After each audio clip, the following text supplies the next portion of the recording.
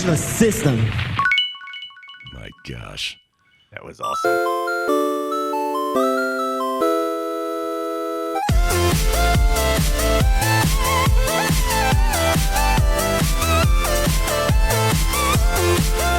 Hello, everybody. Welcome to Play Retro. I'm Scott Johnson, your host. And these polygons sure have a lot of jaggies. And I am your other host, Brian Dunaway, and I'm having trouble navigating the Z-axis with these quirky controls of life. How do you even hold this thing? Yeah, we got to have a talk about that little Z-axis bullcrap. That thing's a problem, you know? Like we're gonna talk about stuff today where we're gonna talk about some successful things, but mostly our focus is on why was the transition from 2D to 3D so freaking hard in the mid to late 90s? And some games, you know, did okay. Some games did terribly.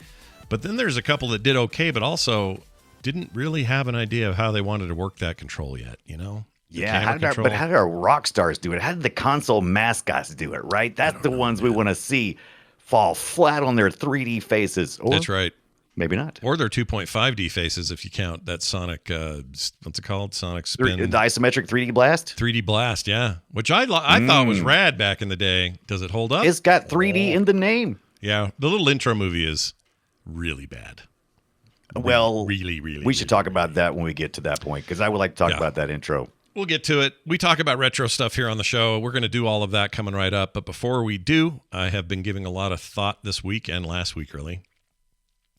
Or since we last talked, I guess, about the Steam Deck. Because more of my friends are getting their Steam Decks, and they're stoked about it, you know, getting all stoked. You have other friends? Oh, yeah.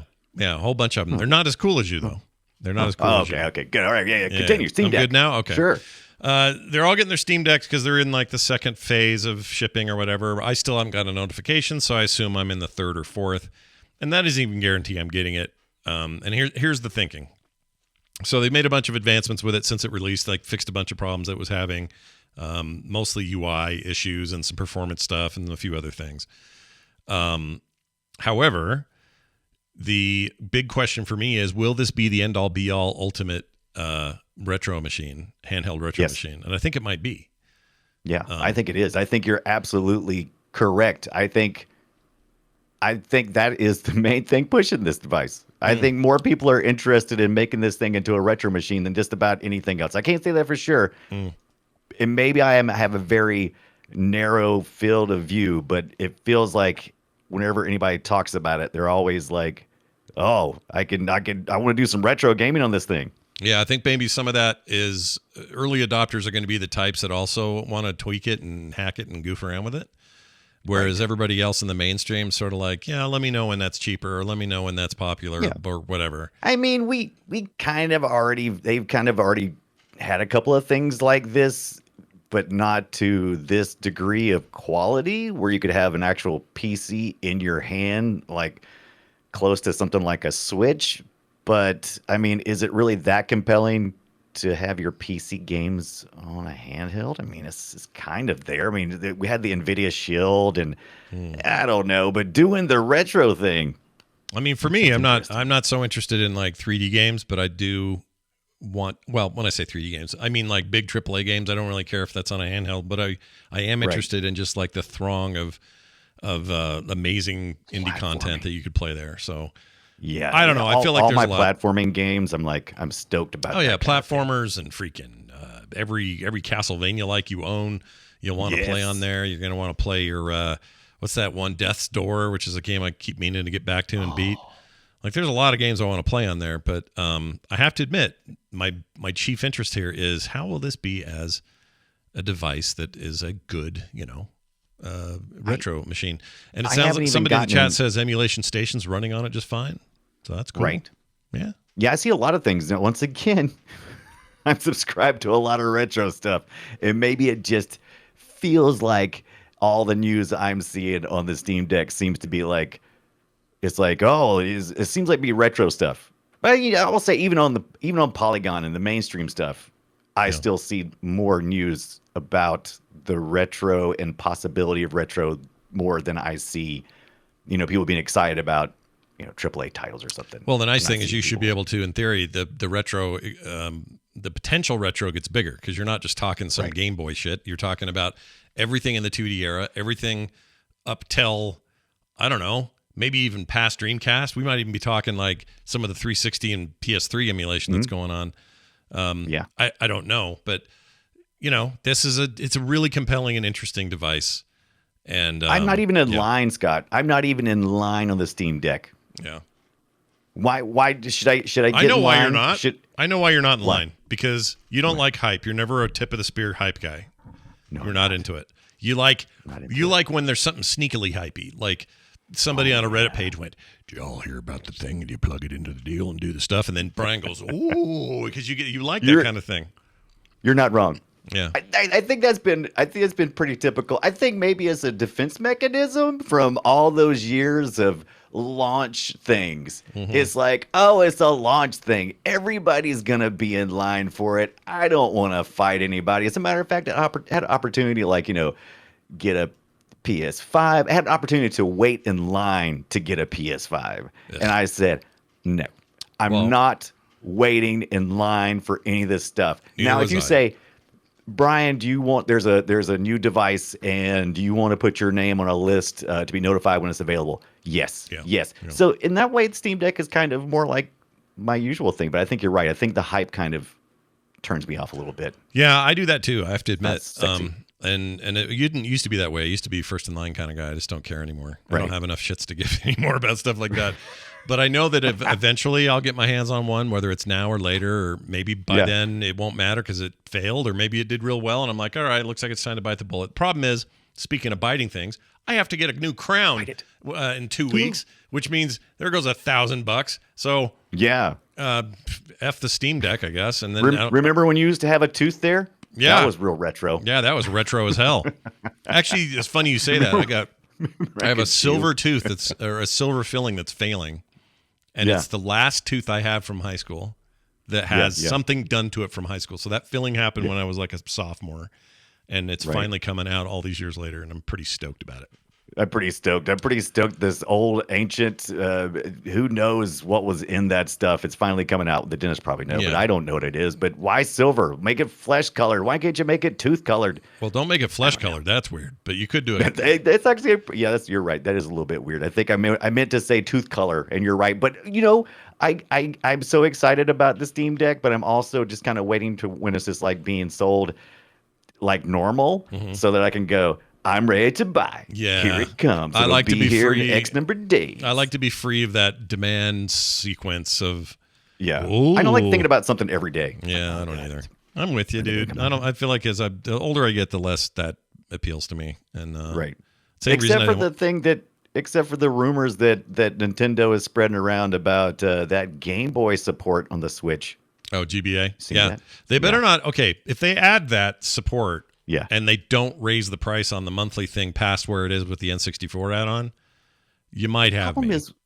The problem with the N64 thing, that last time I looked, you have to, they say, oh, here's the monthly cost, but they say, but you got to sign up for a year. And I'm like, what? What if I'm not interested? Now that maybe it's changed, but at the point that I was looking to do it, it's the way it read to me was I had to do it for a whole year. And I'm like, I ain't doing it. I don't know if I'll be interested in N64 every month for a year. Maybe occasionally. Yeah, I don't. This year business, F that. Not doing that. Yeah. What are you, a satellite contract from 8 years ago? What are you doing? Get out of here. What are you doing? Anyway. So, but yes, I'm excited about that because I've this show and you, Scott Johnson, has given me the appreciation for the Game Boy Advance games that I never had back in the day. I always considered them to be inferior games, and I really missed out. You were wrong. I was wrong. I'm right now. Yeah, you're right now. You are right now. Right. It is I would actually say they are superior games in many ways. They are, really. Of the 2D generation, I think that stuff is amazing. Some of the best stuff ever happened on the Game Boy. So yeah. Take Agreed. That. Take that. All right. Well, that's what's been going on with me. I understand you've been dinking around with your StarTech capture device crap. Brian's whole life is all about bypassing HDMI and making better graphics out of old shit. That's your deal. It really is, and lately has been more about getting better and less latency wherever that bottleneck is. And so, we talked last week about a capture device that was sent to me, and I played with it, and it was just like a little. It was just a little component, it was a little cable with a composite input. And I was like, I wonder if something is any better out there. So I looked at StarTech. You may not be familiar with StarTech. They make a lot of cable stuff.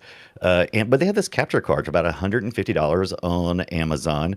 And it allows me to input in composite S video component. I got a DVI in there and an HDMI cable. So there's all these different interfaces, and the reason why that's exciting is because right now on most of my equipment, I am upscaling using an HDMI cable, right? And so that introduces lag. Oh, and I see. So, okay. Yeah, so some of these games that I'm wanting to play, like fighting games, this hopefully will eliminate this. It's USB 3, and like I said, it's got composite, it's video, it's got these different cables that I can input into, and I did a little test. It is slightly faster than the cable that was sent to me, which is not a surprise. This is a much beefier piece of equipment. The other one just has like an inline cable components built into it. Sure. But I tested Genesis. What was it, an X-Men game, I think? And there's like all kinds of snow going on, and there's all kind of stuff going on the screen. And this was just a little bit faster, enough faster that I would go, oh yeah, I would be able to jump or make a move a little bit quicker with this thing. So I'm pretty excited about that. That's pretty awesome. I like it. Yeah, like I said, about $150. It's a StarTech video capture device, 1080p, which is, I'm mostly doing this stuff for streaming purposes. So, 1080p is plenty enough for what I'm doing. Oh, I just realized how I know these guys. I have one of their USB-C hubs. Yeah. Works great. They They're don't have enough. Freaking awesome. They don't have enough that are USB-C only. They have a lot that it's like, hey, plug in a couple of USB-Cs, but then here's 500 freaking USB 3s, and that's fine. They always seem. Come on, man.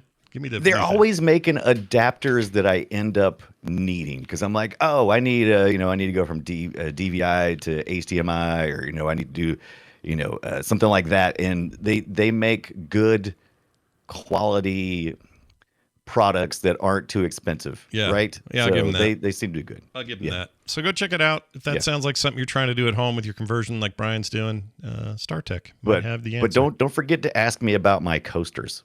Your coasters are stupid. I mean, what's going on with your coasters? Just kidding. They're cool. What are they? Coasters? What is this? While I was getting that StarTech thing. Where'd you get those? Those are awesome. Aren't these sweet? These are NES coasters. So imagine, if you will, the original NES and their carts that you would see. I thought they were cartridges when you held it up. That's so cool. Are they like cartridges? When you look at them from the front, this is what 3D does for you people. Okay, if you look at it front like this, you're like, oh, look at that. Brian's holding a cartridge because it's got the original artwork and label and everything. And then you turn to the side and you're like, oh, that's like a coaster. And it's got all these great ones. It's got all the classics. It's got the Mario. It's got the Zelda in there. It's got the Super Mario 3, 2. I mean, this is only much fun. It's only $9. $9, man. I'm doing $9. I'm doing this. I'm doing this. They got a whole bunch of these. They got PS1 stuff. They have old floppy disk ones. They got I've been kind of adding them in when I order stuff. I'm like, oh, I'm gonna throw that in my cart while I'm getting this. These are great, dude. So wait, is this the Paladone or whatever? Paladone? Paladone, is that what it's called? Yes, Paladone is the name brand, and these are the NES coasters. I can't imagine they would be really good coasters because they're just barely above paper quality. But the novelty of it is really cool. I love it. All right, chat, if you're curious, I will put a link in the chat and you can go get it yourself with a gigantic link. Look at that thing. Oh my gosh. All right. Well, you've done it. Well done. Let's dive into today's discussion now.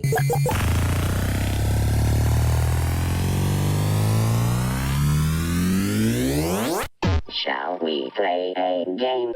Hey, Brian, there are a lot of games that were great 2D games, and then the 3D world came along and said, hey, look at this, PS1, N64 time. everything's going 3D. What are you going to do? Mario, Sonic, Rayman, Bubsy, a million others.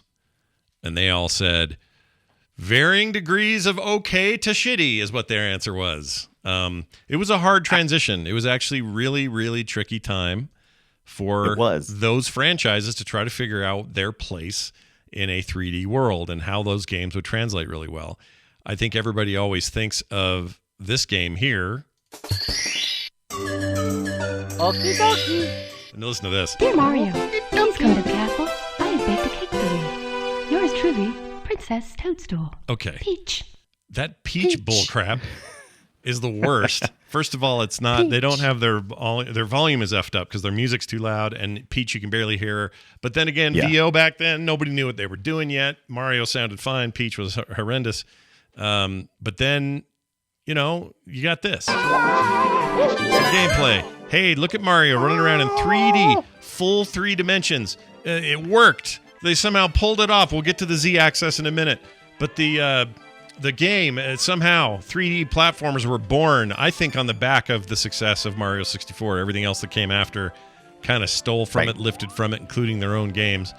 And I don't think there's any getting around the impact and how powerful Mario 64 was in the day. Super Mario 64 was absolutely, literally a game changer. And it came in and it was just, it blew our minds. It was well reviewed at the time, and it's still well reviewed. It's still one of the greatest. It's one of the greatest games ever made. Period. Just one of the greatest. Right. Yeah. It's one of the greatest games. But don't get me wrong, because we're going to talk about what they got wrong, because there's still plenty to be disappointed. Maybe no, we wouldn't even say disappointed. To be there's plenty of disappointing things to experience. How about that? There is, in a retro way, because at the time of it, it blew our minds, and it was like nothing else, and we were happy to take it.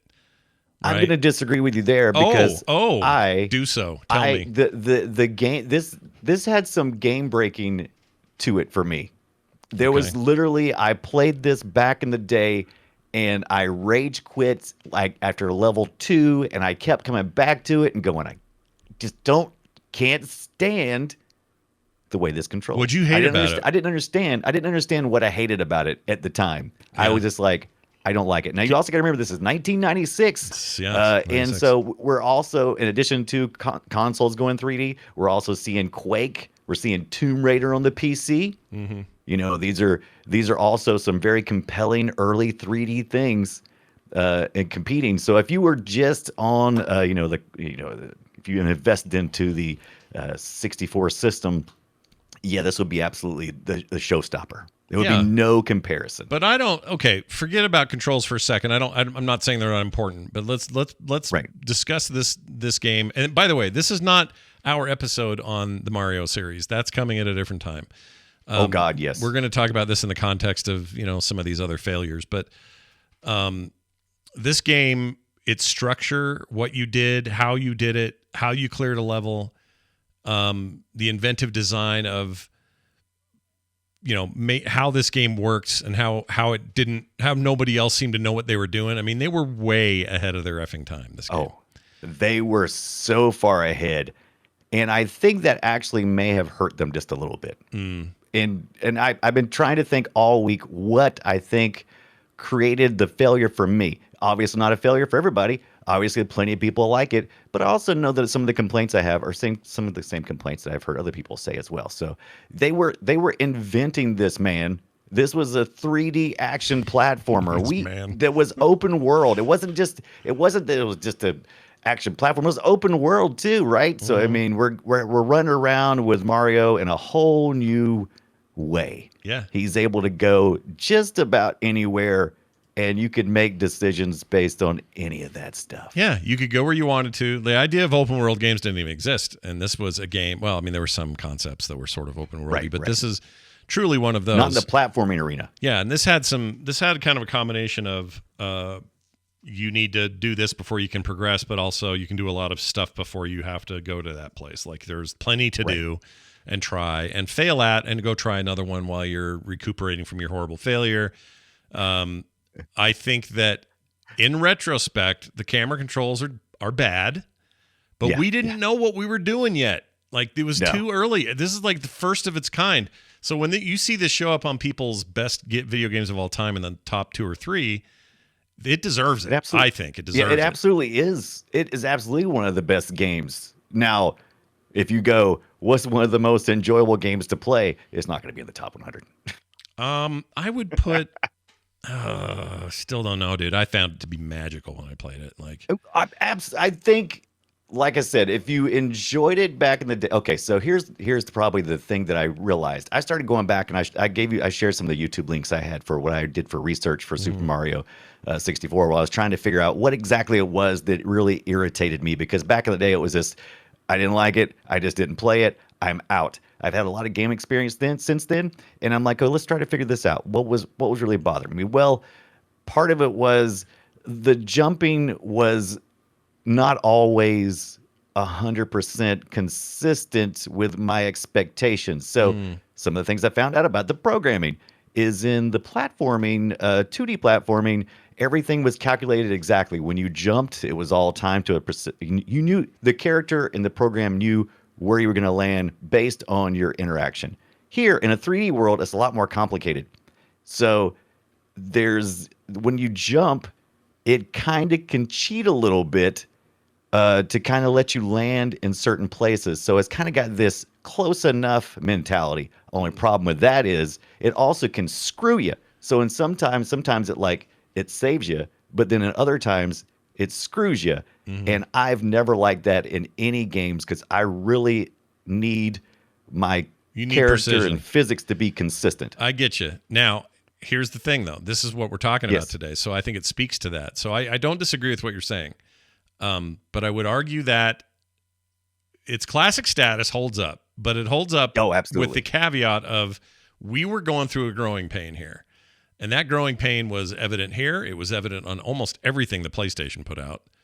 Right. I mean, there was just no getting around that. It just everything looked like shit on there. And control was an issue, and I just don't think we had it figured out. There was a whole new way of thinking, a new language of game development and play that we were just now starting to poke our head into. And this was an example of that being done as well as you could do it at the time. Absolutely. But in retrospect, maybe not so great. Whereas those 2D games hold up, all the time. They're always good. Yeah, I don't blame them one bit. For the shortcomings, I don't blame them one bit, because you don't know. This is a lot of complex ideas all thrown into this pot of, will it be good? Does it fit? Not will it be good, I'm sorry. Does it fit in Nintendo's usual philosophy? Fun first. Is it fun? It's got to be fun. Nothing else matters. I didn't have fun. Oh, see, I think you're. So I think you're weird, but that's okay. There's nothing wrong with you being weird, because there's no way. There's no way that this felt good to everybody. There's no way. But I played this game to completion twice, I think. Oh my God! How did you do it? Oh, because I loved it. It was so good. And yes, it was a new way of doing things. But once you get those quirks, you figure it out. Right. It's not the hardest thing. Well, let's put it this way. On the other, so let's give you an idea of what I'm experiencing at the time. I'm hopping back and forth between this and playing Quake. Quake is the fastest freaking game you'll ever play in your life. Yeah, Quake's that great. Game is like super speed, and everything is pinpoint accurate. Once you learn how to do something in Quake, you just had it every time consistently. You could do a rocket launch, you could do all kinds of stuff, and it was always 100% landed where you thought it was going to land. Here, like I said, I would get in places where I'm like, oh, I can't see. The camera's kind of stuck. I'm like, oh, I can't get around. And it's like, and then when I'm jumping, like if you, what is it, like if you jump 3 times in a row, then you launch yourself or something. So many times I'd be fighting against something like a boss or something. And I'm like, and you expect those spaces to be even, right? You're like, okay, it's, you don't just press a button 3 times within 10 minutes and it does something. It's like 10, it's 3 times within so many seconds. Right. That never seemed to be consistent. So I would hit it, and then I wouldn't jump, and then I would hit it 2 more times, and suddenly in the 3rd jump, and suddenly I'm flying off the edge of something. And I'm like, what is going on? Why am I dying? No, I get you. Look, those are valid. I think those are valid complaints. Right. I just think, again, it was an awkward time. So I think we can also agree that if anyone got it right, it was this. Most of these got it wrong. A lot of them. This is by far the most it's the biggest attempt at doing the biggest thing, and they nailed it. Yes. Let me give you a game that did a terrible job. I'm going to play just a little sound from it. See if you can guess what this game is. Okay? I hated this game, even though it had some inventive stuff to do. I hated it. Here it is.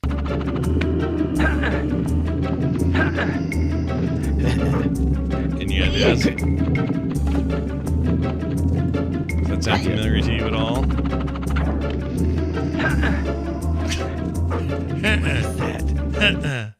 All right. The game is Rayman 2. Oh, is that Rayman? Oh, yeah. God. Now, Rayman 2 is on, I want to say... You're baiting me because you know my hate for Rayman. Yeah, you don't like Rayman. Brian doesn't like Rayman because he doesn't have any joints. He's missing a neck.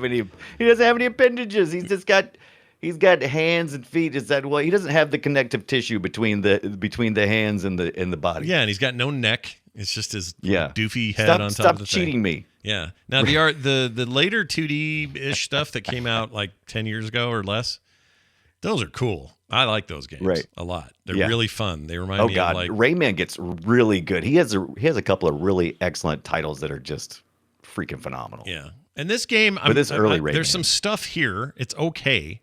I just don't think these early attempts at 3D games worked all that well. That's all. It reminded me somewhat of, I don't know if you remember this title, Croc. Oh, I do remember Croc. Yeah. From PlayStation. Now, I liked Croc from PlayStation, aka the failed Yoshi game. The Yoshi game that Nintendo decided they didn't want, and so they went off and made Croc. Yeah, is that what happened? This isn't really. It's not a Nintendo joint. That's what really happened. I didn't learn this until this past week. But yes, is Traveler's Tales, right? They were working with. Yeah, Traveler's Tales did the Sonic 3D Blast thing you were talking about. That's right. Well. They were working with Nintendo on bringing a Yoshi game, and they gave Nintendo and said, "Look what we got here. It's really cool, right?" And Nintendo was like, "Yeah, but no."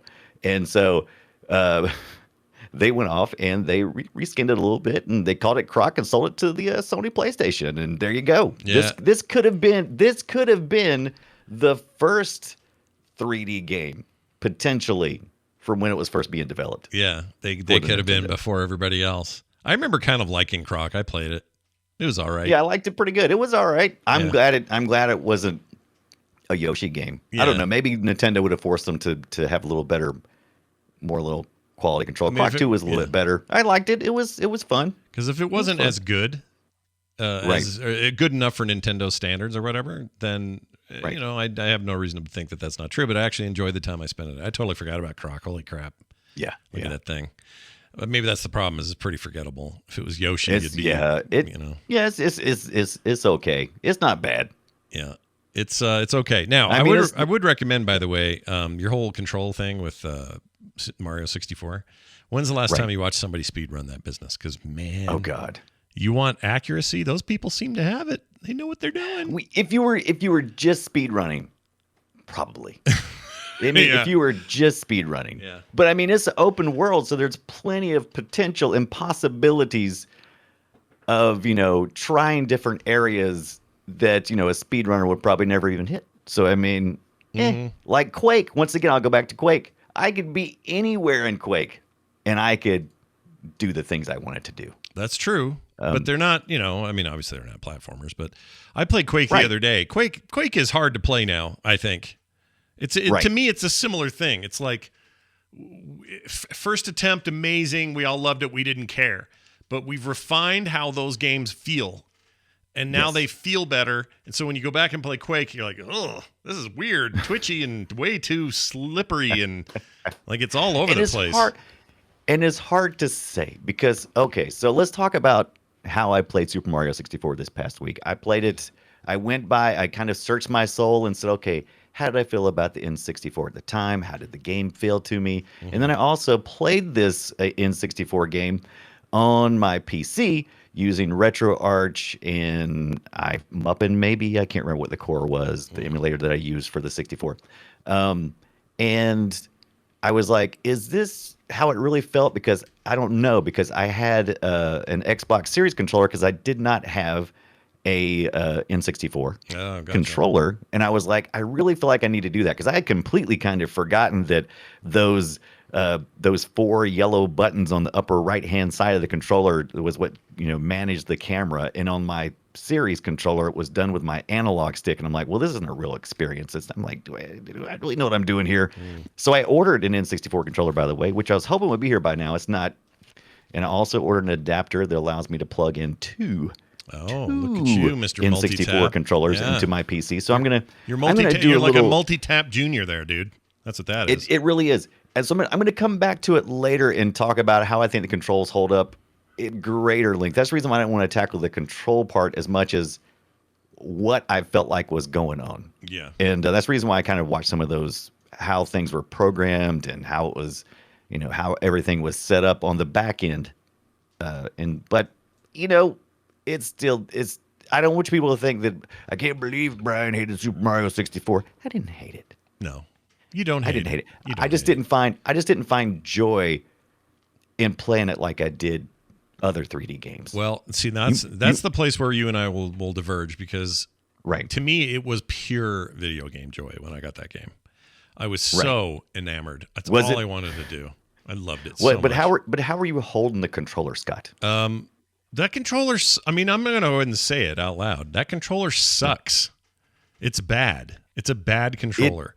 But we didn't know. It is a tool that is trying to perform too many functions, in my opinion. But I've always felt like I've never been a big fan of any of the Nintendo controllers except for the N64's not too far off brother, the GameCube controller, which I kind of love. I love the GameCube controller. Comfortable as hell, that thing. I've liked every controller Nintendo's ever made with two exceptions. The N64 and the Wiimotes. Don't like them. The Wiimote. Oh, my God. Kiss my Wiimote butt. Not a fan, but I really like how the Switch feels. I like Switch Pro controllers. I like an NES SNES controller. Still feels great in one's hand. Right. They did a great job, but I don't feel like the Pro controller. I don't feel like I don't lump it in because you didn't typically get that with the system. I'm thinking about controllers that came with the system. Because I could go like, oh, but look at that Xbox Elite controller. Nah, it didn't really come with the system. Yeah, you got to do the stock one. You have to do the stock one. Yeah. Whatever the stock one is. I like everyone wants to talk about the Wavebird on the GameCube. Very cool controller. Yeah. It didn't come with it. So you can't. It did not. It was a very cool controller. It was wireless. It's still fairly expensive. People, I love the fact certain things that I've been learning as I've been trying to not really collect, but make a full entertainment experience with my GameCube. And I found two things that are very difficult to find because they weren't attached to anything. So like the Wavebird controller, the dongle that plugs into the system. Yep. Everybody loses that apparently. Yeah, everybody loses it, so they're freaking expensive. You can find Wavebirds anywhere, but the little receiver you can't find anywhere. It's expensive. And then the stupid Game Boy player disc you gotta have. You can get a Game Boy player for your GameCube for like $50. It's like $200 for a disc. Yeah. Yeah. It's ridiculous because no one can keep up with it apparently. Yeah. No, I agree. It's not a game. But yeah, all that aside, again, it's an awkward period, and I feel like they struggled. The people that didn't struggle were the ones that were paying attention and then coming out later with things like Sony's second controller, the DualShock 1, which was basically just a Sony controller with the two sticks, was great. Hardly any game supported it, unfortunately, but it was still great, and that became the design to this day. Like they all look like that. I'm holding. I have third-party controllers here that all sort of still use this same design. It was a really ingenious design. It didn't need a Z key. It didn't need a little yellow thing for moving camera shit around. Like, what were they thinking? Nintendo. It's a weird Nintendo time for me because I just don't know what they're thinking. I think Miyamoto was pushing that because he realized very early on because they loved what Star Fox was. That was kind of how we got to Super Mario 64. Was what Star Fox was doing. And by the way, I didn't know this either. I learned all kinds of stuff this past week about what was going on with that. Star Fox, originally, the developers wanted to make it kind of more open world where you could fly around anywhere. But Miyamoto was like, no, it needs to be like on rails. And then he comes back and goes on Super Mario 64. He's like, no, it needs to be wide open. Yeah. But he didn't feel comfortable until he had a controller that could do it. That's the reason why, even though Super Mario 64 was ready as early as the SNES, the way they could do some things, they could actually fake some of it and make it work out. And the processing capabilities was kind of close enough that they could do something. But the controls, he didn't feel like the controls were there. So they designed this controller, which you see right now. Somebody is doing the thing that they're doing a teardown on the video, by the way. Yeah. If you've They're never actually seen doing a restoration on this video. They're going to take it and clean it and then put it back together and make sure it's all. If you've never seen it, N64 controller, it is kind of like you would expect from a normal controller, where it's got two grippers on the edges, but then in the center, there's like the center holding spot for a thumbstick. So you could hold the controller either this, like at a 45-degree angle this way, where your thumb is on the thumbstick, or you could hold it on each end and reach your thumb over if you needed to. So it was just, it was trying to solve a very complex problem. By the way, if you thought those were dumb, those controllers, go buy a third-party one in that era. The third-party N64 controllers, those were the epitome of stupid. They were so big and dumb and clunky. Oh, my gosh. They're so bad. And not well built. And the one thing about the N64, too, man, we need to have a whole episode on controllers. I love me some controllers. Yeah. But one of the things that the N64 controller had, a couple of things. First, it had a rumble pack you could plug in. That was all new idea, right? Then wasn't there a memory? But what was it? There was a couple of different packs. It was a memory expansion pack, but all those went into the machine itself. They were into the base unit, not the controller. There was two different things you could plug into the controller. One of them, I think, was a rumble pack, and one was, what was it? Was it memory save? No, that doesn't make sense. I don't know. I can't remember what it was. I don't know. I thought it was only a rumble pack, but maybe there was something else. There was something else you could plug into it, because I always had to swap it out, because I was like, burger. Take it out. Oh, look at this guy brushing his chips. This is nice. Yeah. By the way, if you do decide to get an N64 controller on eBay, which I went with the OEM, the one I purchased, and you've got to make sure that you buy one that still has a stiff stick. That's something you need to look at, because those thumbsticks really, they didn't know how the usage was going to be on those things. They didn't know how. No idea. Yeah, they thought a lot of games are still going to be these 2D games, and some were, but for the most part, that stick became the standard. And now every game's like that. It's all analog and sticks. These sticks it's freaking amazing that the sticks hold up as well as they do. We complain about controller drift, but it's amazing that they hold up as well as they do, as much as we foodle around with them. Around with them, Scott. All my Xbox branded controllers, I've never had controller drift on any of them. But my Sony ones, the Sony ones, rubber comes off real easy. Yeah. After a lot of use, I have some drift on those. The Nintendo ones have been a little drifty. For whatever reason, the Xbox ones are just like solid as a rock when it comes to those sticks. They're not the best D-pads, so the sticks are good. I agree. They've addressed that in a couple of, like the Elite for the D-pad.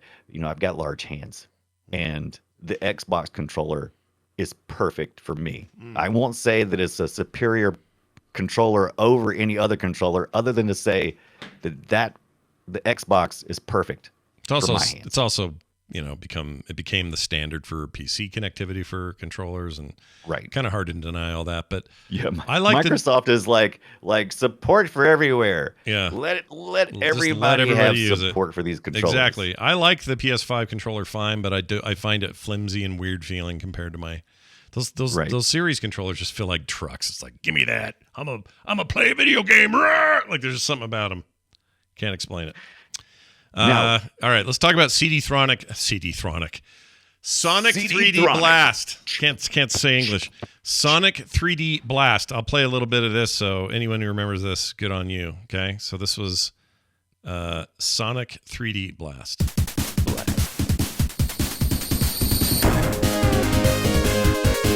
Little intro. Oh, that sound. Yeah, do a little character selection here. This is where you decide what you're going to do. Okay. Pick your level. Okay. And then go. Almost. Skip ahead. Oh, here we go. So this is a late-ass Genesis game, right? This is the last Sonic game on the Genesis. This was 2 years, or maybe at least a year after they had discontinued support for the Genesis system, but they were still developing a few games. And Sonic 3D Blast was blasted onto the blast processing of the Sega Genesis in 1996. And you may go, Brian, Scott, this is not a 3D game. It's 3D rendered sprites. Pseudo 3D game. On isometric board. Yeah. And I'll go, wait a minute, we have a point. The games that we're reviewing today were all a race to make it to console 3D platforming. And the year was 1996, where 3 of these systems brought something to the table and either succeeded or failed. And we're going to talk about that other failure very short. Sales-wise, this game did not sell well, but I think that Sonic 3D Blast is a rad game. And I think it's not enough love, I don't think. I love this game, even though it's not true 3D yet on the Sega Genesis, but I will give them credit because when this was ported over to the Sega Saturn a year later, it's like everybody turned in their 3D homework. Mm-hmm. And Nintendo had their stuff. They got A's. Mm-hmm. Sure. It was Sony turned in their Crash Bandicoot. They got an A. They got a B. Well, anyway, they scored. They turned in their work. Yeah. Sega said, "Here's a kind of 3D game. Can we have more time?" And so. Yeah, like a whole generation of consoles worth of time is what they wanted. Right. So we said, we'll see. Yeah. And so in Saturn, the very following year, they released Sonic 3D Blast, a port over to that, and it and the bonus stages was true 3D rendering. Mm-hmm. It was going to be something that we were going to see going forward. Sort of. So they kind of get some credit, but Sonic 3D Blast was essentially the 3D homework they turned in. Yeah. You know what I'm saying? Yeah. It's so a little like Nintendo. If you're counting 16-bit era homework, Nintendo also turned their homework in with the Donkey Kong series. The difference there is those Donkey Kong pre-rendered pieces of business, those were still they were still effectively a 2D platformer. Like it didn't change the formula. Yeah.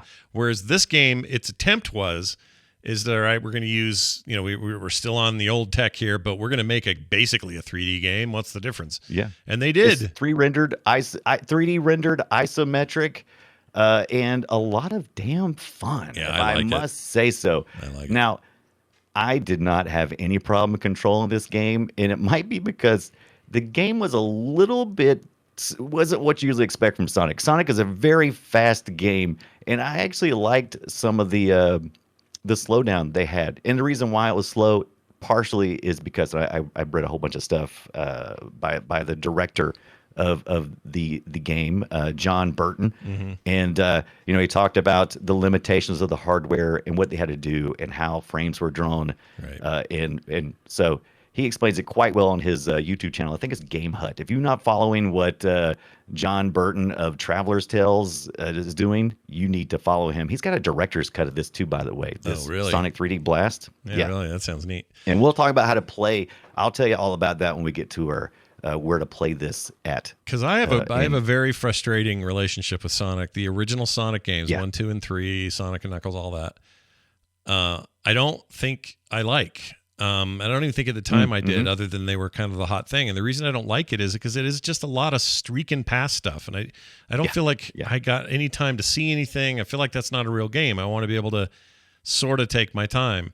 And this 3D Blast game let you do that. You can kind of, I don't know, it's not Zelda-ish, but you know what I mean? Like you just can go and absolutely do your thing and not feel like you're rushed constantly. And there's some moments of real speed, and that's fine. That's great. But the core of the game, you can kind of take it at your own pace. Yeah, and it's kind of open world. You can kind of go where you want to. You don't have to do anything linear. It's isometric, marble madness kind of thing. But you don't have to go. You can backtrack. You can collect coins. You can. What you really collected though and I learned this past week too. God, I learned so much this past week, Scott, and I didn't even mean to. But the things that you're doing in this game is you're collecting flickies. Do you remember Flicky, 1984 Sonic arcade game? No. Yeah, me either. Yeah. It's a game where you play as a bird and you're flying around on this screen with platforms, and you have to avoid a cat while collecting little baby birds. And what you do with the baby birds is you drop them off at the exit door, kind of like what Sonic does here.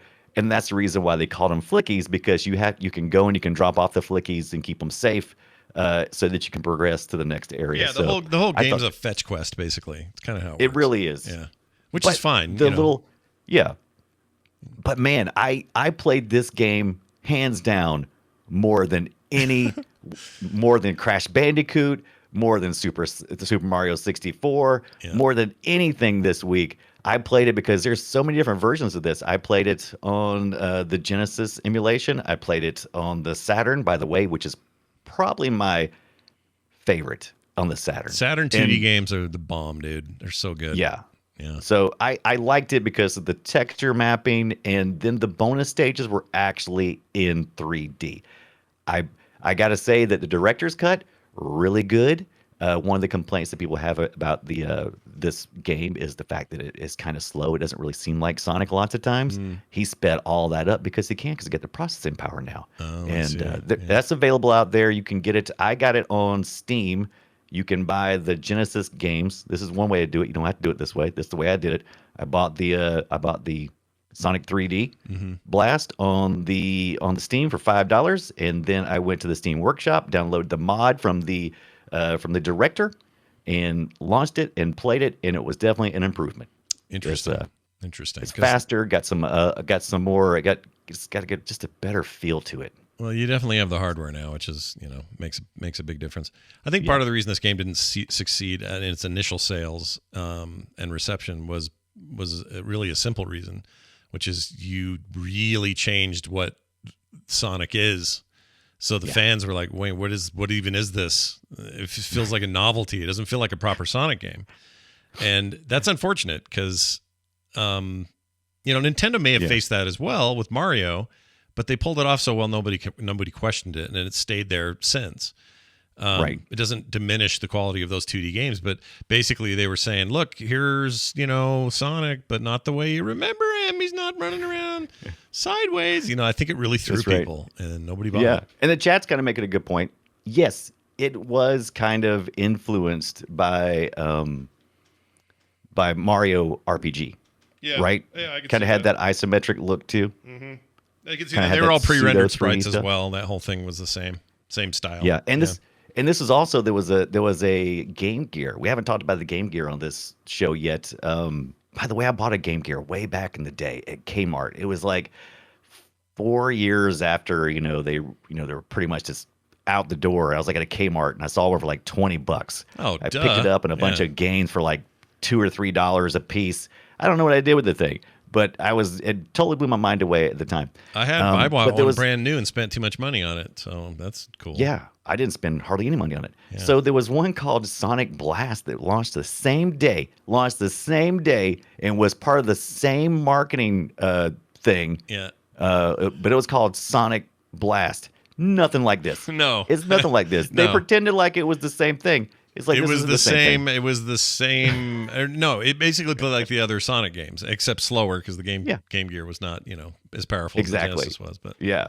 Yeah. So it was man, the more stuff I was reading about Sega during this time, the time they start to fail, yeah, all the miscommunication things that are going on within Sega is just outrageous. no, like It is here's just the deal with Sega. outrageous. Like I, it's easy to say it now, but I even at the time I remember thinking, okay, your problem is right now with the Saturn, because the Saturn was designed to say, look, all these other machines we made, they weren't fast enough. Now here's a really fast 2D machine. That's what people care about, right? And no one's telling them any different.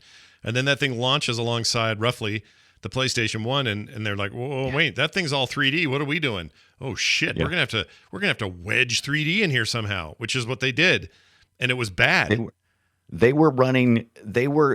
Sega was trying to run like a million different divisions that weren't discussing with each other, and one division was doing something called Sega Mars, and one was doing Sega Saturn. The Mars was the 32X that we got to see here in the US primarily when it first came out. And so their efforts were split between, doing CD stuff and then trying to plug this thing into the old Genesis and give it new life. And so everything got screwed. Yeah. And just effed, man. Watching it fail is the most spectacular thing I've seen. We talk about the console wars all the time, but we used to talk about the hype. Hold on, you just went super crunchy. Let me see what's going on. Oh, is that you? Is that me? What happened? Oh, now you're better. No, I don't know what the difference. I don't know what happened there. Hold on, let's see. Okay. I think it was just a blip. A blip? Let me save and restart. But now we're still blipping? You're still blipping, yeah. Okay. Here, say some stuff. Doing you too. Oh, hi, this is Brian. How are you doing? Oh, weird. Things any better? I think your connection's being weird. Let me okay. Let me change regions. Hold on. Let's go to South. Okay, US South. How's this? How you doing over there? US South. Hi, I'm Brian Dunaway, and I'm running a speed test right now that says I'm doing 720 megabits per second download. Yeah. How's your ups? Well, by the way, I'm waiting for that finish now. It looks like I am doing 35, 36, 29 megabits per second upload. All right. I think you're okay then. Am I still crusty? I think you're good now. Yeah, you sound good now.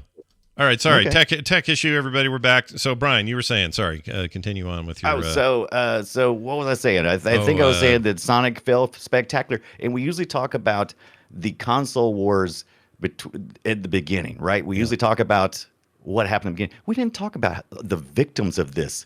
I would say that the 64, because they were all scrambling and they didn't know exactly what to do. Yeah. Right? Because we were in a transition stage with tech, and there was so much pressure from the actual, the previous generation that they couldn't fail, right? Yeah. And so as a result, they tried to do all these. Nintendo was outside its comfort zone with the N64. Oh, and big I time. Think that's some of the things. Big time. Yeah. I think it affected them. I think in Sony's case, they had an advantage of being kind of the little rock star in the room where they're like, yeah, we don't care. Look how jittery our polygons are. Who gives a shit? Like, they're just like, we're making these. And everybody else was like, no, wait, this isn't like we usually do things. Well, Sony's like, well, we've never done it before, so let's go. Like, doesn't matter. Let's just get in here and do it. To me, that is one of the most fascinating eras in all game history is that era. Yeah. Of that transition really to see who did what, how they did it, how they made it through. I'm looking a little bit at some Saturn gameplay here. You're right; they fully rendered out those tube sequences. Yeah, and the tube sequences. Yeah. I think Sonic R, which was a fully 3D race game, foot race. They used some of the engine from that. They used some of the character models and assets. So. Yeah, you'll recognize that, but it's nice very color, rudimentary. Yeah, it's got some nice color though. Because look at this. Normally, this is like super bright orange and white. Yeah, and because you're on a Saturn, you got more capability. And the thing is, they really had something. The 2D engine capabilities of the Saturn were unparalleled. They were so good. Yeah, it's good. And then they were like, "Oh shit, we got to do 3D." And then I feel like that's where it started. That's where the poo started to drip. Yeah. I don't even know what that means. It means exactly what you said. The poo did start to drip. It was like it was a nice solid poo up until then, and then it just they just got like bad. Panicked or poorly managed or I don't know. Yeah. It bums me out because huge Sega fan here. I don't know if I've made that clear on the show, but I loved my Genesis. I love this stuff now. Yeah. I gravitate even like if I've got a choice between a third party game on a Genesis or a SNES, I almost always choose Genesis. I like that kind of. Again, they were the rock stars back then. They were the ones that were like kicking the machine and going, yeah, Nintendo, you think you can do all this? How about us? And then they just forgot or something.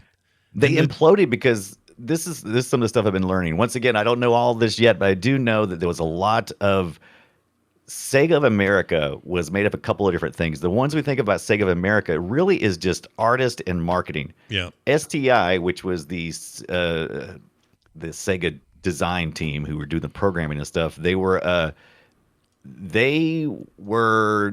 different, a smaller team, and they were receiving a lot of pressure from here and overseas, And the developers over in Japan were envious of the Americans, and the Americans felt like they were being dissed. And it was just, there was just all of this infighting that was going on. And it was just, nobody was at the wheel, man. Nobody was at the Sega wheel, or maybe too many people were at the Sega wheel. I don't But know all how I know they is that I don't even know how they just got imploded. to the freaking,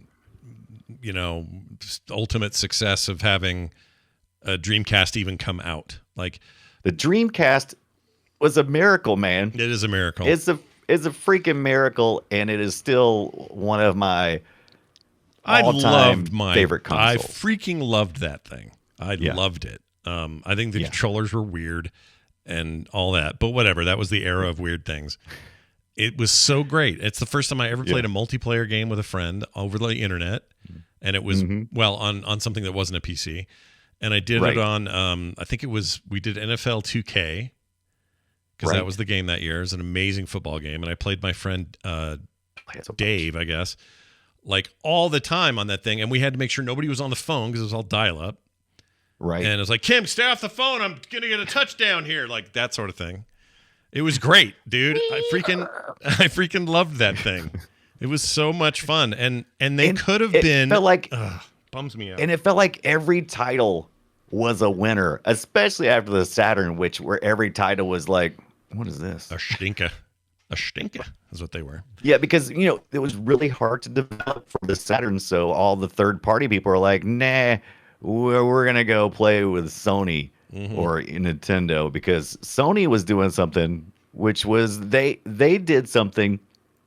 They had a Crash Bandicoot, not an official, true Sony mascot, other than he kind of represented the company for a while, even though he wasn't, he wasn't actually owned by PlayStation. He was in or their Sony, ads. They would run just straight PlayStation ads that weren't even about Yeah. Crash Bandicoot, and he would still be like the head of the ads. Right. And stuff. He was their spokesperson. How about that? So he was so he comes on the scene, and I actually like the fact that where Super Mario and Nintendo was trying to redefine everything, and they kind of lost a little bit of the platforming. I think that's what kind of bothered me, because it was supposed to still be a platformer. Sorry, I'm not laughing at you.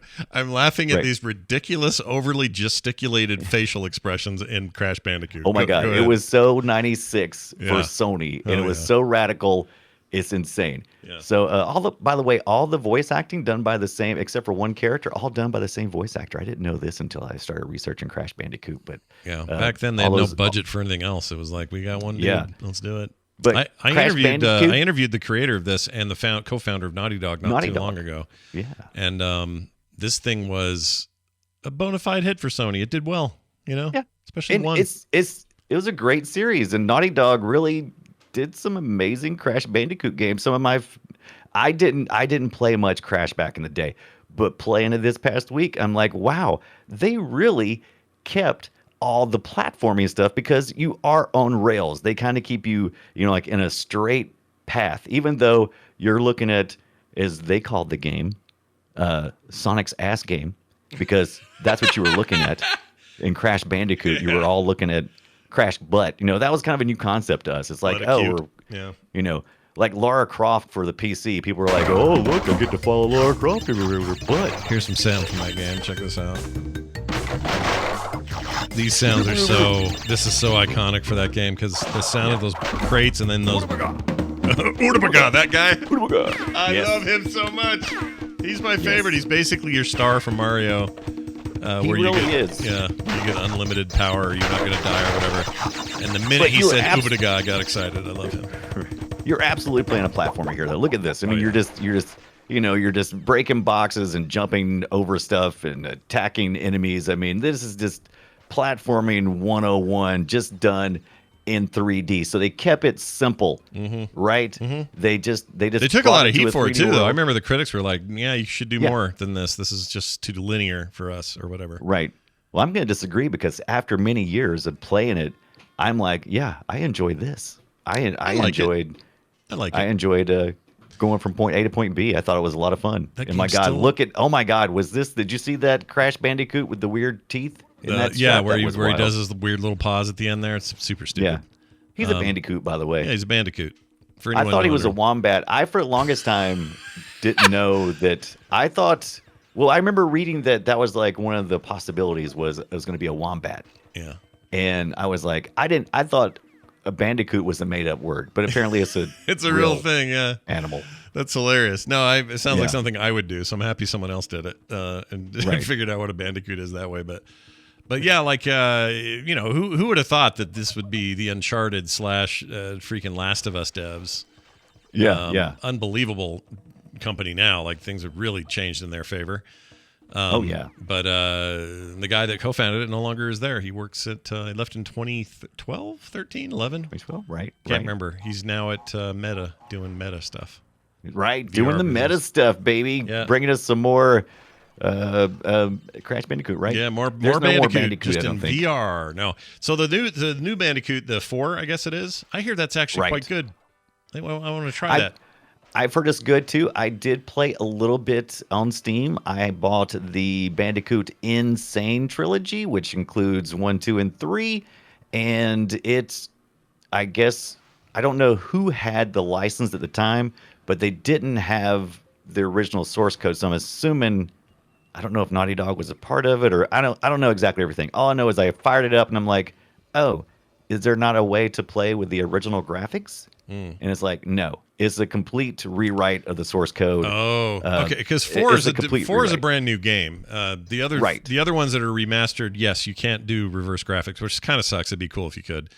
But the new one is way more of like a traditional modern platformer with all the kinds of things you think of, and I hear it's quite good. I should play it. I also like Crash Team Racing, if I'm honest. I thought that game That's was what. Well, that's one of everybody's favorite. When you talk about Crash, you can't really talk about the Crash without talking about the Crash. yeah, Team that Racing. also That's had Utabaga in it. I think he ran the race or something. I think he and was his like, and his evil brother, right? Yeah. Utaga's evil brother. yeah. I mean, it's almost I don't know if it's racist or not, but it seems like maybe they were playing in some ethnic trouble there a little bit with the Utabaga, Well, but whatever. They were already playing with being kind of chauvinist because Crash's original girl who they kidnapped here. Yeah. Cortex. They kidnapped his girlfriend, and she was all busty, kind of like Roger Rabbit's. What's her name? Jessica Rabbit. Jessica Rabbit, So she's yeah. kind of a Jessica Rabbit kind of thing. Or more like And then what's the one where you go Dragon's Lair? The girl in Dragon's Lair is the ultimate of that, right?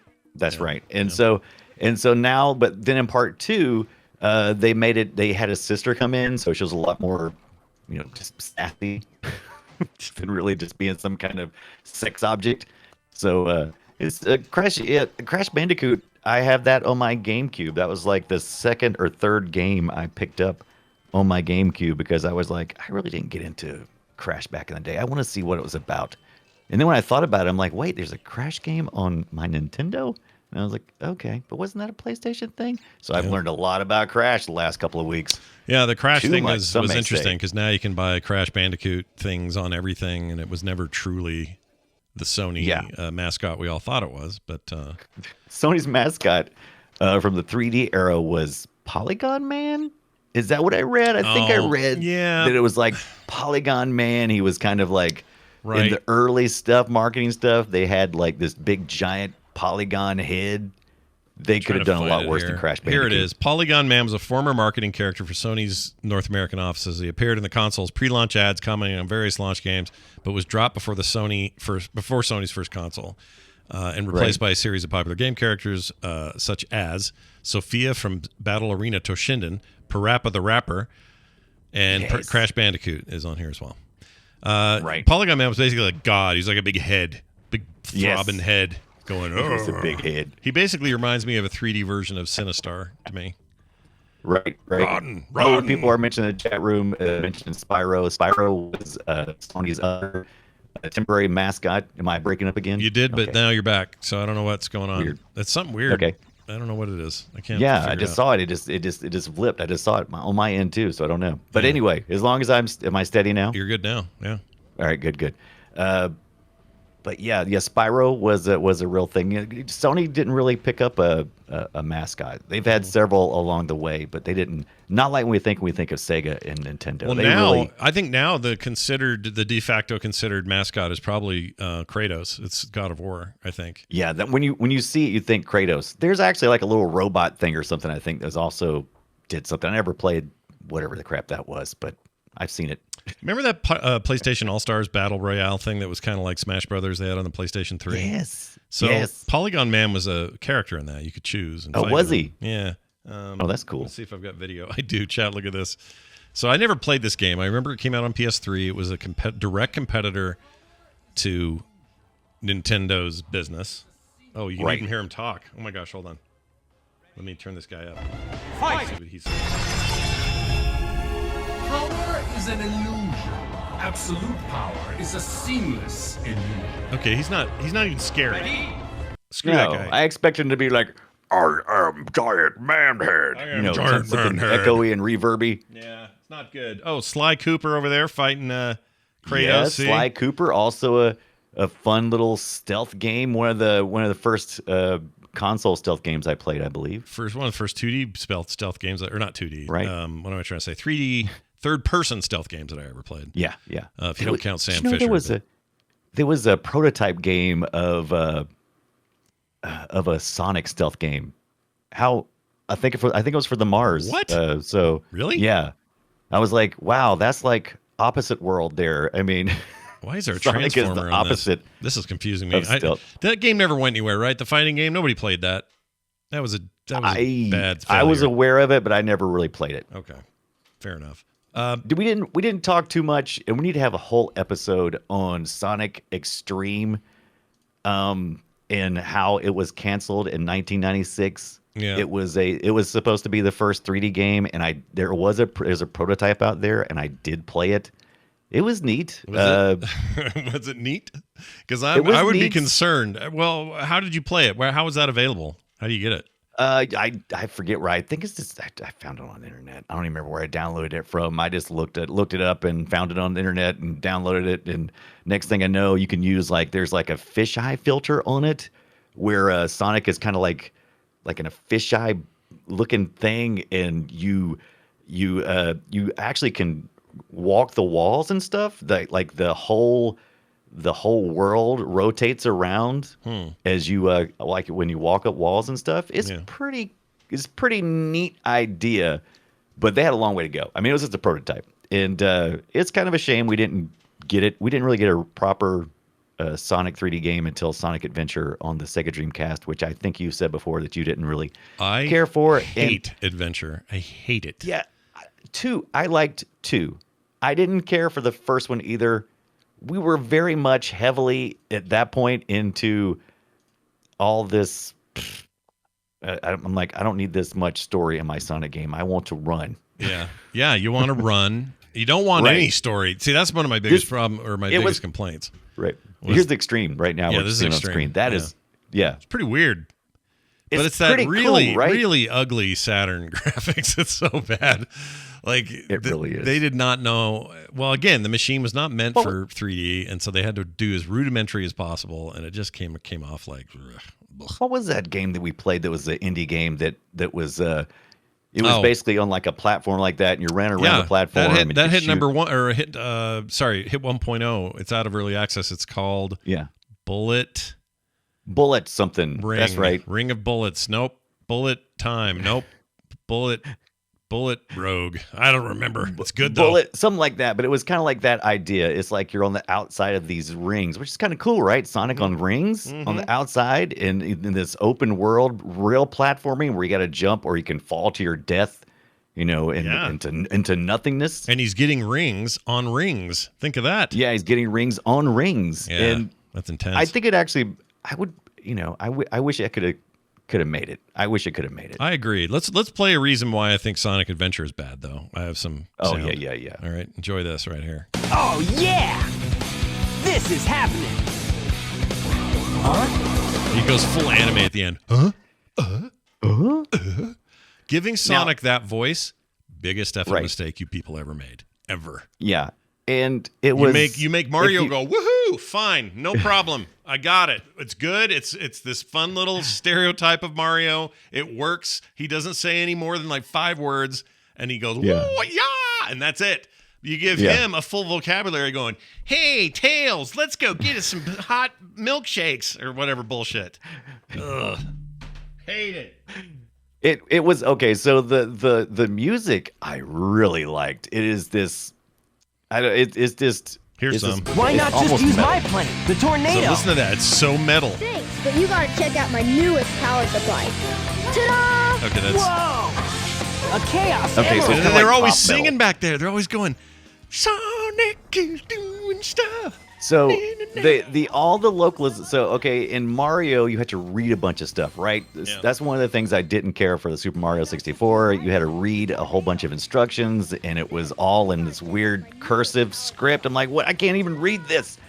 But then here they tell you everything through this, through these vocals and the voice acting, and since none of it's matched with any mouth movement, we forget that there was a time when characters would just stand there on screen and just bounce, and then you would have like a voiceover, right? yeah, I mean, yeah. and the faces wouldn't move at all. Well, in Mario's And- case, there was not even any of that. Like, unless you talk about Right. the spin-offs like the RPG and things, and in those cases, even then, Mario never said anything.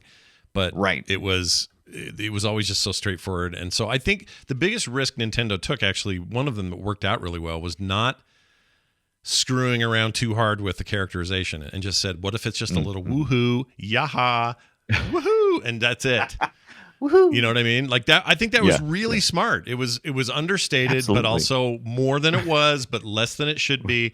And then Sonic comes along and goes, "Hey man, radical," and it's just like, gosh, dang it, that shouldn't be what he sounds like. Well, especially okay, so we aren't too far away from the Sonic cartoon. And actually that was one of what they were looking for to do originally with the first Sonic 3D, was to bring the Sonic cartoon to reality, because Sonic was actually doing pretty good on TV with the cartoon stuff. So they wanted to kind of it's all right. capitalize on that. Mario, you were in the Mario show, right? I mean, we love it for its campiness, but we don't want to ever hear it in a game.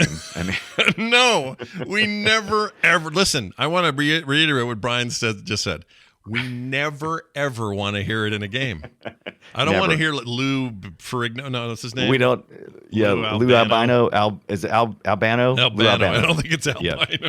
Albino. That's somebody else entirely. Super Mario But, Super Show. Hold on, I got a clip. but, Let me play it. It's right here. Oh wait, is this it? No, that's not it. How's this? No, that's not it. I can't. I think that find was the song, though. Nah, but it's not him talking. At the Mario. Do the song with the Mario. It's so Dude, bad. dude, I have that dude. whole thing. Is it I this do too. one? Maybe it's this. No, that's the Yes, song. That is- No, I'd call them the Super Mario Brothers. no, no, no, no, I no. love when Scott gives us the sound potpourri. I can't find it. Flop around like a marionette. And that's not even it. Oh, it's because it says Mario and Marionette. Okay. But anyway, so we do have a lot of dubbing over, because we didn't have any of our characters move their lips, because there would be synchronization problems with the lip sync and stuff. Because this, I believe, the disc they distributed, because the ISO I had all the languages, because we're now getting into a medium that was large enough to contain all the localizations on the same disc, right? We're not talking about carts anymore and smaller space where we got to, the localization is going to take up a huge chunk. We're actually looking at things like, oh, look at all this extra space we have. And so I'm with you. Sonic Adventure 1, I did not care for. I didn't like it. But 2, I really kind of liked. I like it a pretty good bit. Yeah, it's I mean, look, Sonic's fine. All right. Sonic is fine. I just think he is a really troubling conversion. And there are some good new Sonic games. Sonic Right. Racing, the second Sonic Racing game, the modern car one, yeah. like the Mario Kart ripoff. Very Yeah. good. It's very good. Yeah, we'll have to pursue the console mascots kart race eventually one day. Yeah. Who did it best? Because Crash Team Racing's pretty good. Crash Team Racing's good. Mario Kart 8 is a masterpiece. It's not old, but though. there's been so many. There's been a few that we could complain about. Oh, Surely, for right? sure, Surely for not sure. every Mario Kart. I think is you have to awesome. you got to look at their first outing. I think you have to look at number one. What do we think now? How's it play now? That sort of thing. Mario Kart still plays really well. That's still a very good game. Yeah. Looks dated, of course, but it plays well. Yeah. Does it play well? Oh hell yeah! I played it recently. It's good. Plays great. I played it last year, I think, and I remember going, "Oh yeah, they've improved upon this greatly." I mean, it's still got. I like that it still has all the drifty bits. Like my least favorite of all time, despite playing a ton of it, of Mario Kart games, is that N64 one. Mario Kart 64 sucks. It's got rubber banding up the wazoo. The sprite characters look wrong. Mixed with 3D just didn't look right. It's just a problem, that game.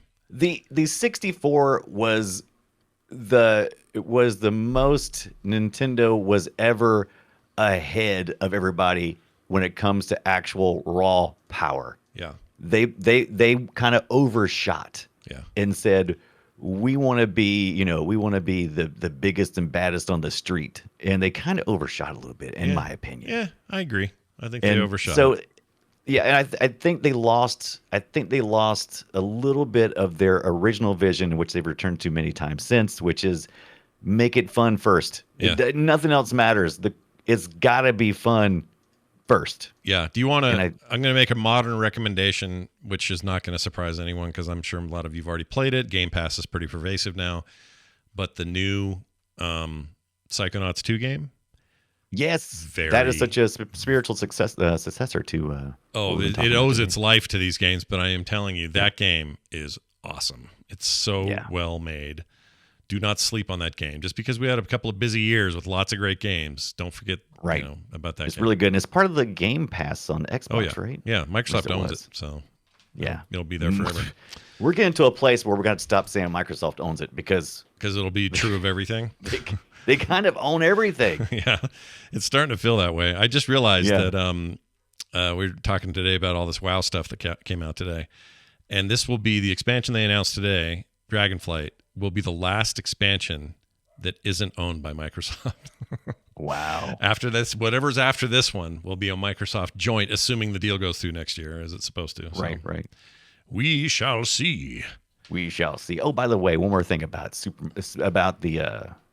Nintendo 64. Yeah. It is one of the few consoles that it seems like I always have problems emulating because it just tears machines up. Major issues, yeah. Yeah, even beefy machines. Yeah. Even though the Sony why is the GameCube easier? The GameCube is easier to emulate than the N64. Why? Which is that's what I'm saying. Is I guess it's just such a complex structure. I've started watching some videos on YouTube about that very topic of what was going on. Did you see this? I sent you a link to like just a couple of like last week. This guy has rewritten all the source code for Super Mario 64 and has made it so that what they wanted originally for the 64 was to have 2-player action. They wanted you to play as Luigi and Mario, but the limitations were just too great. You couldn't get good frames per second doing both. And he's rewritten the source code so that you can at a decent frame rate. So it's kind of interesting. Yeah, I agree. You sent that to me and I watched the whole thing. It was fascinating.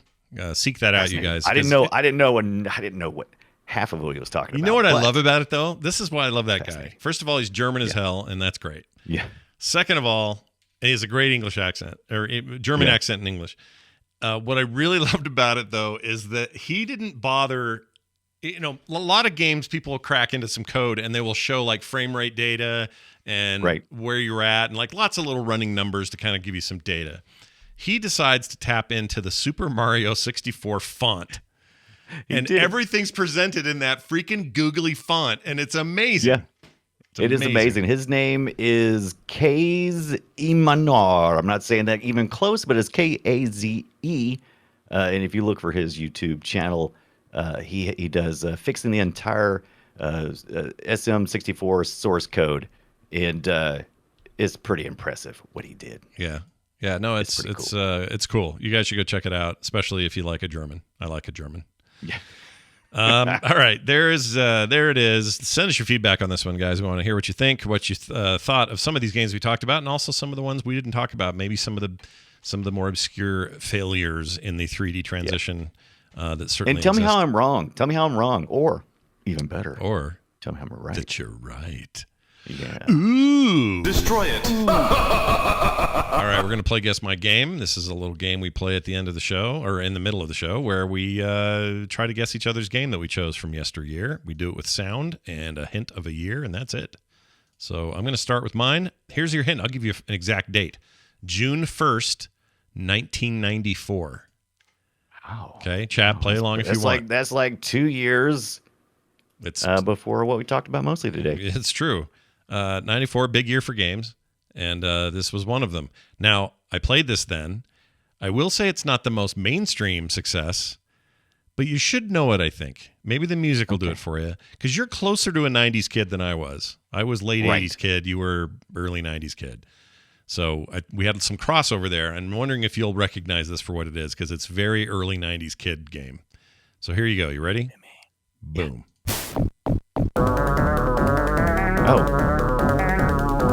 Oh my God, I've played this so many times. Have you? Yeah. Like just recently. Chat room, not Choplifter. It's probably obvious this is Genesis. Yeah. This is gameplay. That's the sound a character makes when they get hurt. They go, yeah!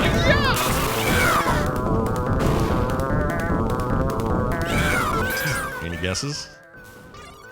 It's Give tricky. me some more hints, man. Okay. It's based on a popular movie property, but only popular with kids. Now we're getting down to the brass tacks. Yeah. So it's an IP game. And the game, or the movie it's based on, kids really liked. It's aimed at kids. Right. You can pick one of three boys that are in this movie. You have a really wise dude you're working for. He's also in the game. They have digital face versions of the actors for when you choose your character. Oh, chat room's got it. Don't look. Let me give you another hint. So, they're really into a certain sport. Oh, into a sport. In fact, I'll just tell you, they're into soccer. It's not a soccer game, but they're really into soccer, these kids. Really? Huh. So is it the game that's the first in the list of my Sega emulation, and so I always ran it like 1,000,000 times? Maybe. You might have heard it 100 times and never played it. Do you give up? Would it be them Three Ninjas Kickback? Holy shit, it is Three Ninjas. How did you know? I told you, man. It's the first. Okay, so out of all my ROMs on my Sega Genesis, I always pulled it up first because it was the first on the list. And it's got a 3. It's listed as Three Ninjas. Yeah, it's got a 3 number. And so I would let that thing sit there because that's when I was testing with to get my controllers working, to get my video stuff working. For the core and everything. I did it when I was playing with EMU VR. Dude, every time I load up any of these things, I always end up loading up Three Ninjas.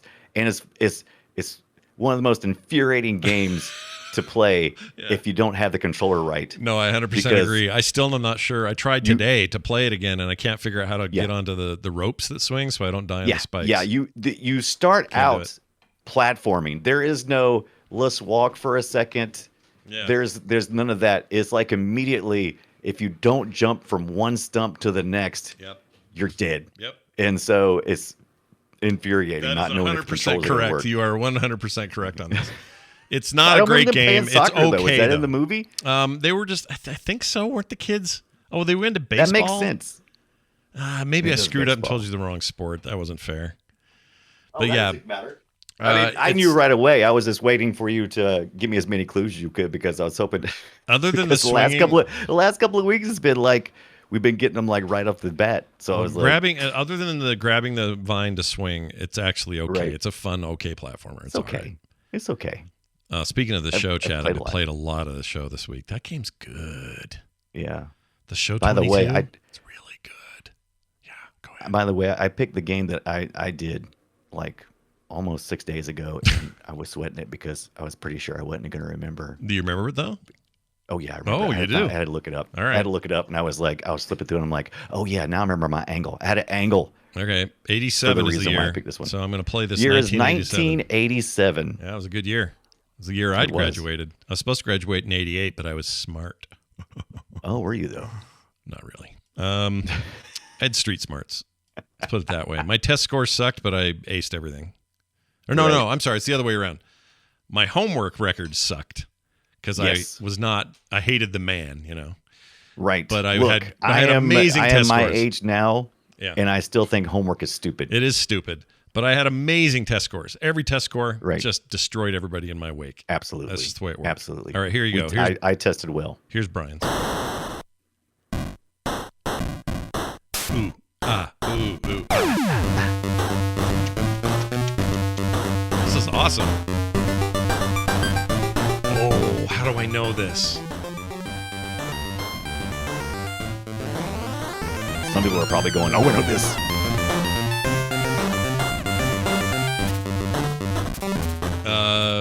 System The year hit. was 1987. NES. Yeah, actually, NES. Okay. Yes, NES. Also was on the Commodore 64. Popular there on the 64. I don't know. I played this on the NES, and this is both a throwback and a throw forward to something we may talk about shortly. Ooh. I don't freaking know. I can't. I don't know. What if I told you? What if I told you it was a Lucas Arts game? Oh, from Full Throttle. 1987. Oh, that's a good guess, but not even. No. close. Okay, hold on then. Well, that would have been too early. But it was one of those pick and choose kind of games like we did with the King's Quest. Was this a Double Fine joint? Do you know? Or what's his name? Lucas. Oh, hey, no. my nephew Owen's in the chat. Hi, Owen. It's nice to see you, bud. Oh, hi, Owen. Owen doesn't have a friend. Owen doesn't have a friend. That's from a movie, Owen, just so you know. Throw mama from the train. Yes. Hold on here. I don't know. Oh, Wow, not Day of the Tentacle. That's too new. That was 90s. No. Right. This is Maniac Mansion. Oh! Frick. Mm-hmm. That's an old school. That's like very old school PC-driven freaking point-and-clicker deal. Adventure game. Yes.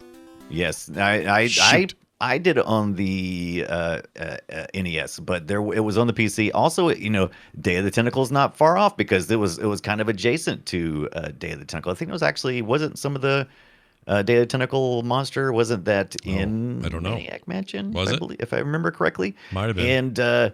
And the reason why I thought about this when I was doing some research for our next topic, which is Cheaters Always Win, where we talk about the Game Shark, the Game Genie, and the action replay. You could play as the bad guys in this game. I think if you had the action replay, it might have had the other ones too, where you could cheat your way into playing as the bad guys. Oh, I see. Well, now that you say that, I'm trying to think. Maniac Mansion is a game I never played fully, but I have an appreciation for it. Right. But I feel like an idiot for not getting it today. So good job. I would have thought I was expecting the chat room to get it. Because what the heck? That first little bit of music is very iconic. They're too busy yelling choplifter. The choplifter. Because, that's what they do. We're going to need you to pick up your game, people. All right. Well done. That's fun. It's always fun doing that. It's now time for this. Welcome to the treasure room. Booty. We're going to do emails, everybody. Yeah, that's right. Sit down and listen to this email sent to playretroshow@gmail.com. This one from Kevin, who says, "Hey, guys, I'm a big fan of the new show. I listen to every episode as soon as I'm able, and it has reminded me about the Mini Bosses, a metal covers band of heavy metal covers of classic video game soundtracks. If you aren't familiar, you should definitely familiarize yourselves. There have been other bands that do the same thing or something similar, but these guys were the first ones I was exposed to at age 17 or so. I'm sorry, 16 or 17 years ago. Mega Man 2 was their fan favorite. Their Bandcamp link is in here. Mini Bosses. This is awesome. No one could, and there's the reason why the only ones you're probably going to remember is Mini Bosses. That is a great band name. No, it's an amazing name. Progressive rock. Yeah. Let's see. I'll get a little sample of something here. Game covers. We got something called Brass 2 Mouth. Here's the song, Kid Icarus. You remember Kid Icarus? Yeah, I do. That was the other. Yeah. Oh, you know what? Let's do Super Mario Brothers 3. That's better. It's got music we recognize. Hang on. Here we go. Oh, whoops. It's really good. Yeah, I like it. Yeah. Thank you for that, Kevin. These guys are because hardcore. now I have something new to listen to. I'm gonna add that to my I love playlist. their artwork too. Their artwork is Mega so Man cool. 2 is their fan favorite. Yeah. Ooh. It's funny though. Their album cover is full of Metroid imagery, but there's no Metroid songs on here. I did see one Metroid song in the list. Not on this album. Not with this cover. At least I can't see it. Right. There's another one. Part 1. Maybe it's on part 1. Let's see. Give these guys a nice pimp here. Oh yeah, Metroid's on part 1. It's 10th song on the part 1 of these 2 albums. So there you go. Nice. Anyway, nice. Great recommendation. Thank you for that, Kevin. One more email from his name isn't later. Chuck Byers. His name is later. You read the name. I read the later. Yeah. You read his sign off. Yep. I read it Later says. Yeah. Goodbye also says. Good afternoon, gentlemen. I'm a fan of the old arcade game Discs of Tron. Hey, so are we. I love that so much. Yeah, we're going to have to do a whole thing on that.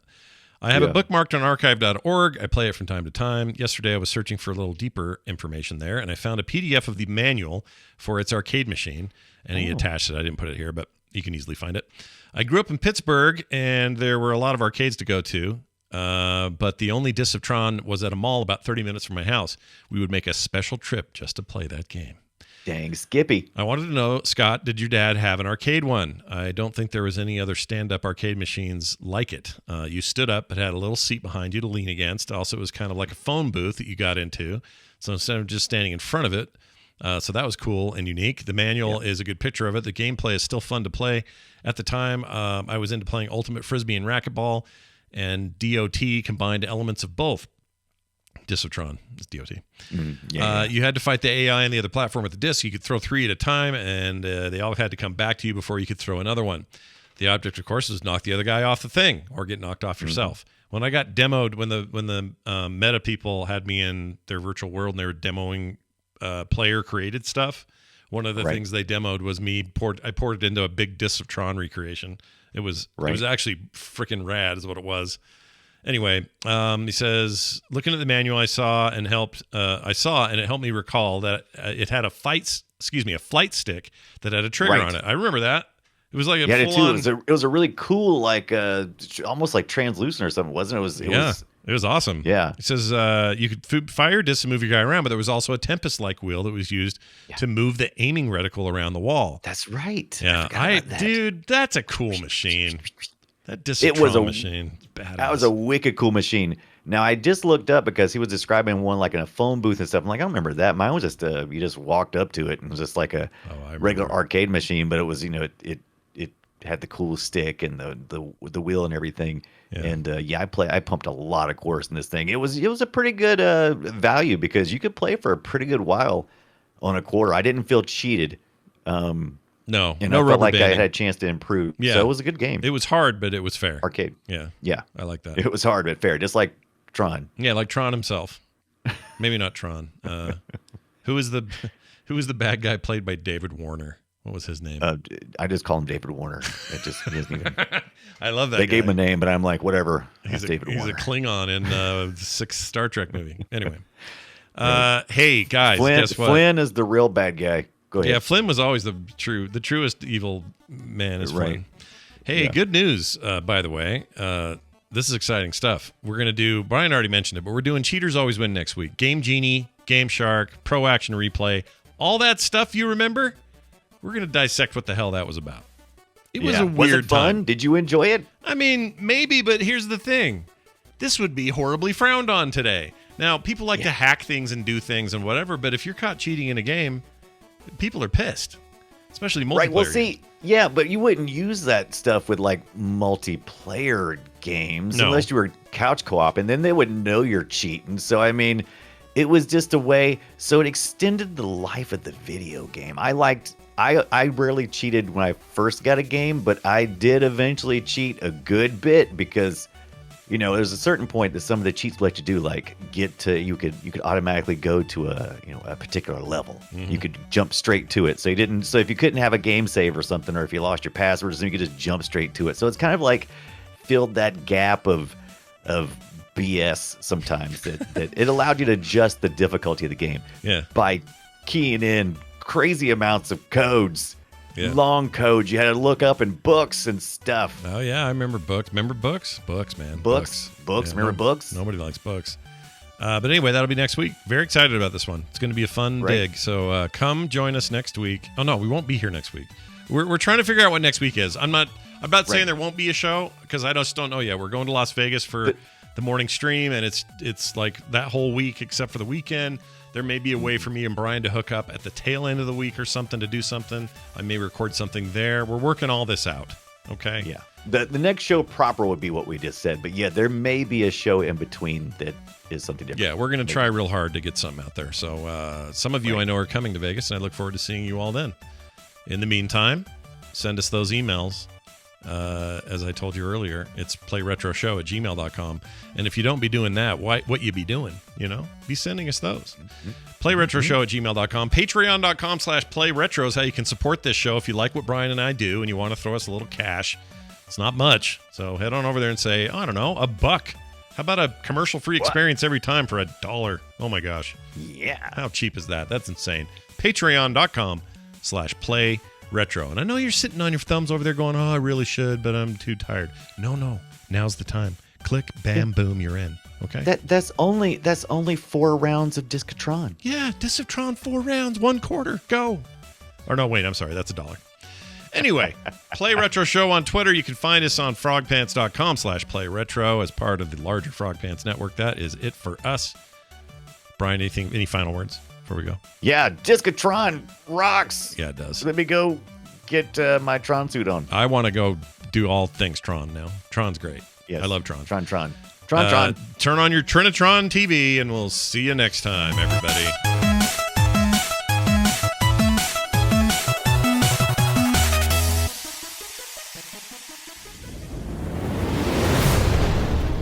This show is part of the Frog Pants Network. Yes. Get more at frogpants.com.